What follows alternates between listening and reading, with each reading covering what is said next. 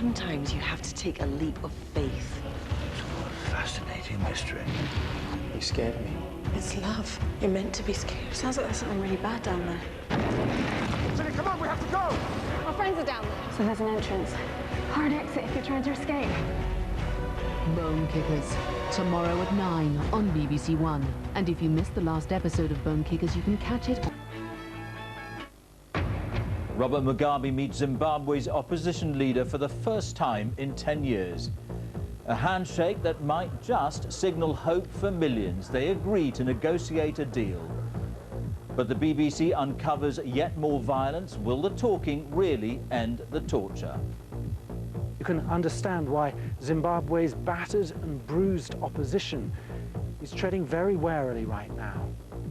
We'll be asking if this is a victory for South Africa's quiet diplomacy, also tonight. We'll never give up. Kate and Jerry McCann's anger after Portuguese police say they are no longer suspects. It's hard to describe how utterly despairing it was to be named El Guido and subsequently portrayed in the media as suspects in our own daughter's abduction. £135 for every taxpayer. Labour's plans to reduce the bill for incapacity benefit. The great global warming swindle, the media watchdog says Channel 4's controversial film broke impartiality rules.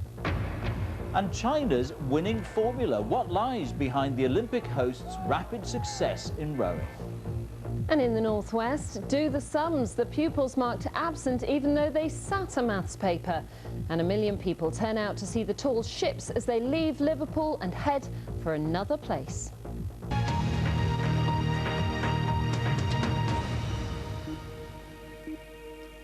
Good evening. It was unthinkable just a few weeks ago, but today the Zimbabwean President Robert Mugabe and opposition leader Morgan Tsvangirai shook hands and agreed to start talks about a political settlement. The two sides say they'll work towards an inclusive government. That's being seen in the region as a victory for South African President Thabo Mbeki's quiet diplomacy. There's supposed to be an immediate end to all political violence, but as Andrew Harding reports, there's still evidence of the terror and torture meted out to opponents of the ruling party. It was an extraordinary moment. Two bitter enemies abruptly shaking hands.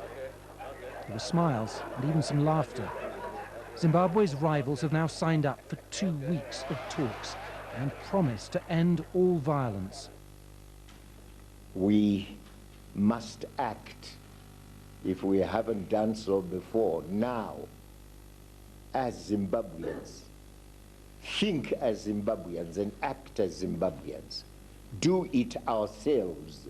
Be masters of our own destiny. If this was a humiliation for Robert Mugabe, he tried to hide it.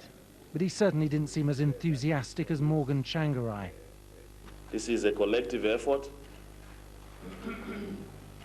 and it involves tolerance, compromise, putting the best interests of Zimbabwe at the forefront of these negotiations.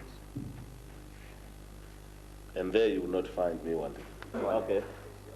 As for the mediator, South Africa's President Thabo Mbeki has faced bitter international criticism for his soft diplomacy. He hasn't been vindicated yet, but today he has at least orchestrated this highly symbolic first step. The contrast with the bloodshed of the past few months is striking. ZANU-PF militia terrorizing the country. Then a deeply flawed election. Mr. Mugabe unopposed, declaring himself president once again. Today, the violence has slowed here, but it hasn't stopped. We've just been in Zimbabwe undercover.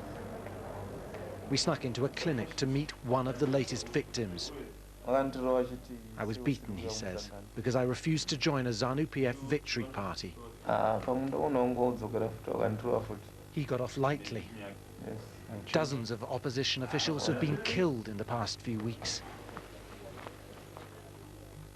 Which is why I found these men camping in the woods outside Harare. 170 members of the MDC from all over the country. Talking in whispers, afraid they could be caught at any moment. From the news that we are receiving, there are some people that were found dead. Who's being targeted in these attacks? Mainly the councillors and the winning MPs. and those who are in the party structures, who've got senior positions. It's against this backdrop of fear and persecution that talks are supposed to begin between ZANU-PF and the MDC. But you can understand why Zimbabwe's battered and bruised opposition is treading very warily right now. Eric Matinenga is a senior figure in the MDC. A prominent lawyer and MP, he's just emerged from 3 weeks in prison. I have to keep a low profile. Let me say, I don't travel during the night. He's sceptical now about the value of negotiating with those in power. If ZANU-PF is genuine, why are people being brutalized after they supposedly voted for ZANU?